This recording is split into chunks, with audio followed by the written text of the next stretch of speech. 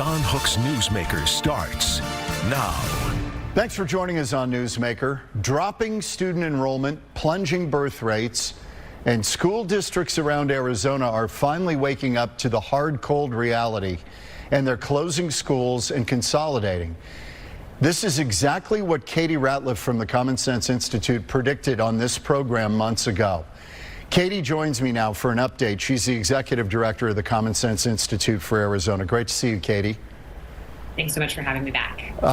It's pretty shocking. Let me run through a couple of school districts. Cave Creek enrollment down 21%, Phoenix Elementary down 23%, Isaac down 26%, Kyrene and Tempe, that's down 19%. That's just a handful. You talked about this and you made the case that Arizona schools are sitting on a gold mine, which is land and buildings, and that they need to start to divest some of that and capture the money. That's exactly right. There's a couple of reasons that we're seeing this, what feels like a very rapid succession of school closures. The first reason is school districts just overbuilt. They built 630,000 more seats than they need. That's 50% more than what we need today. The second is, of course, birth rates. There's been a lot of talk about this. It's a national trend. It's a global trend, and Arizona is not immune. We've certainly seen the number of students who are school-aged decline in Arizona over the last few years. And the final component of this is just shifting parent preferences. 10, 15 years ago, about 80% of kindergartners went to their local district public school. That number is 60% today. So parents are choosing other options. There are fewer kids to go around, and school districts overbuilt and have overbuilt for almost 2 decades. And we knew this was coming. This trend started in 2008. District enrollment has been steadily declining, and it's accelerating. Enrollment has dropped another 5% since 2019 alone. This is from your Common Sense Institute study that looked at this. This is long-term K through 12 enrollment. And this is interesting because it clearly shows, the money being spent versus the enrollment, and the projections that were made were way off. Yeah, you can see about 20 years ago, that red line at the top is what the Nonpartisan Legislative Budget Office projected our enrollment would look like over time. And the interesting thing about that number is that is about how many seats school districts have built over that same time period. So it's almost as if they're still looking at that red line as though it's reality.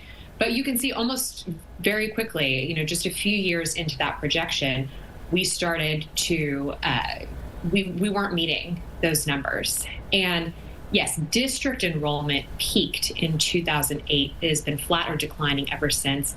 All of the growth in the total K-12 population has been in the charter sector.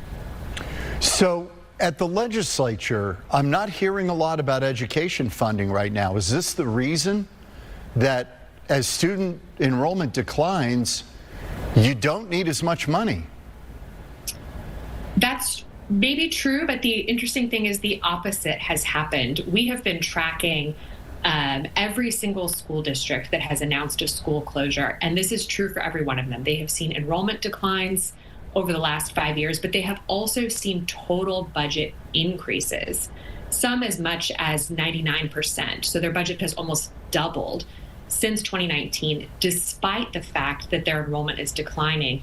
That's because the legislature has been increasing the per pupil funding amount over the same period of time. And so it's sort of been masking, in a way, these enrollment declines, because even though they have fewer students, they still have net total more money.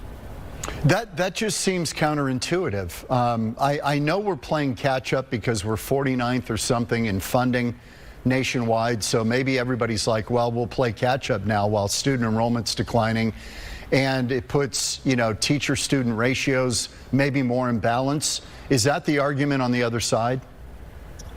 I think the argument for doing it has been, the state has a lot of money. The state budget has doubled over the last 15 years, which has been a rapid acceleration. For a long time, we were sort of stuck at about $9-10 billion budget.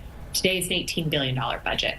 So there's just a lot more money to go around. A lot of that money has been put into K-12, some of it to play catch up, some of it, just to try and improve teacher pay and other things. But there is not, so far that we've been tracking, a single school district that has closed a school that has less money despite having fewer kids.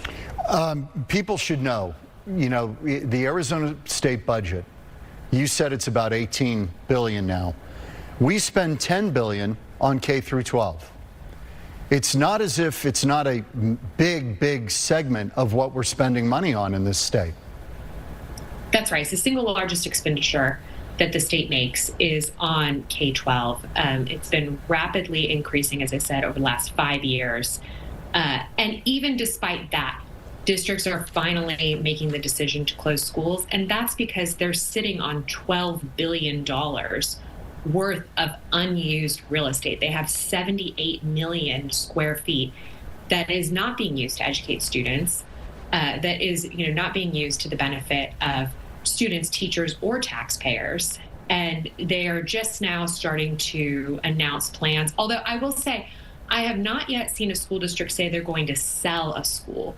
When they close the school, they usually hold on to the property and then consider other options. So our analysis looked at what would happen if districts sold those properties. They would get $12 billion at sort of the market rate for the properties. That would be one-time money, so they would only get it once.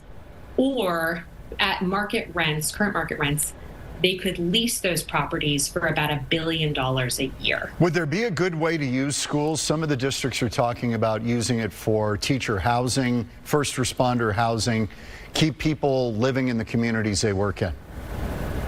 Yeah, these are nice properties. They're in great neighborhoods. They're often very large properties. Some of them that have been vacant for a long time will probably require a lot of maintenance and upkeep to get it up to standards to use it for anything like housing. It's very expensive to convert commercial or sort of school properties into something that works for housing. We talk about the academic spending, and then we see academic proficiency and enrollment. What are we seeing here? So that line at the top of the graph, that sort of blue or teal line, that is, as I said, the increase in spending, and that's adjusted for inflation. So over 30% increase since 2019, adjusted for inflation. So even despite the insane inflationary environment we've been in, districts have 30% more money. The red line at the bottom are their academic proficiency scores. So over the same period of time, their scores have declined by more than 10%. And so we're sort of back score-wise where we were in the early 90s when the National Nation at Risk report came out and said, this country's national defense is at risk because our schools are so poorly performing.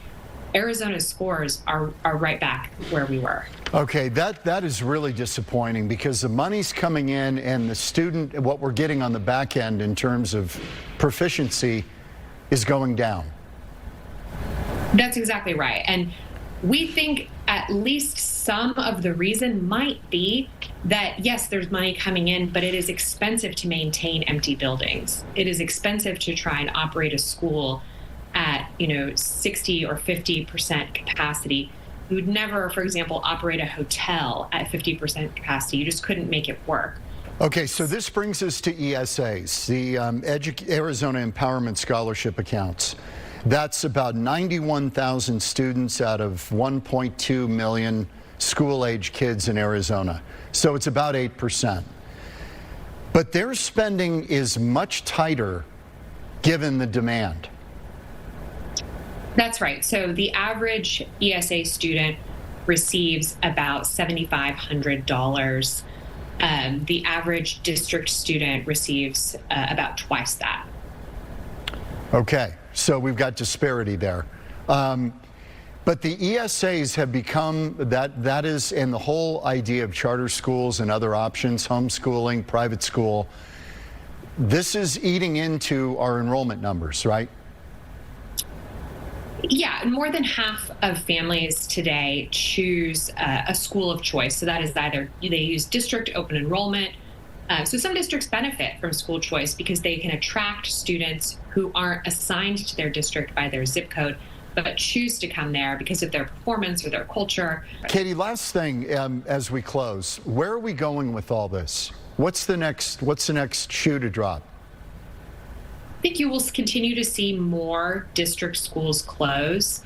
And I think that policymakers need to take a very hard look at our school funding formula and figure out, the current formula, the current system is what incentivized this massive overbuilding. Districts had every incentive to continue to spend money, increase their capital expenditures, build new buildings, even when they didn't need them. And so I think it deserves a really hard look from very serious people in the future about how we can design a new system. Because remember, only district schools get capital funding. Charter schools don't get capital funding. ESA students don't get any capital or transportation funding.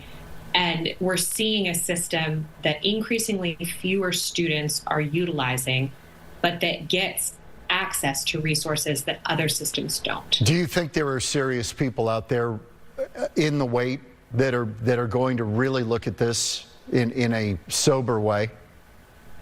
I do. I'm hopeful. I think this is a very serious issue. It's a big deal. And as more and more parents want to use choice and use choice options, we need a formula that reflects that for the entire system. Katie Ratliff of the Common Sense Institute of Arizona, we appreciate circling back with us on this topic. It's very, very important. Thanks so much. Thank you, Katie. Coming up next on Newsmaker, should you wait on mortgage rates to fall to buy a home? What if you're locked into a good rate right now, maybe in the 3s? Should that dissuade you from making a move?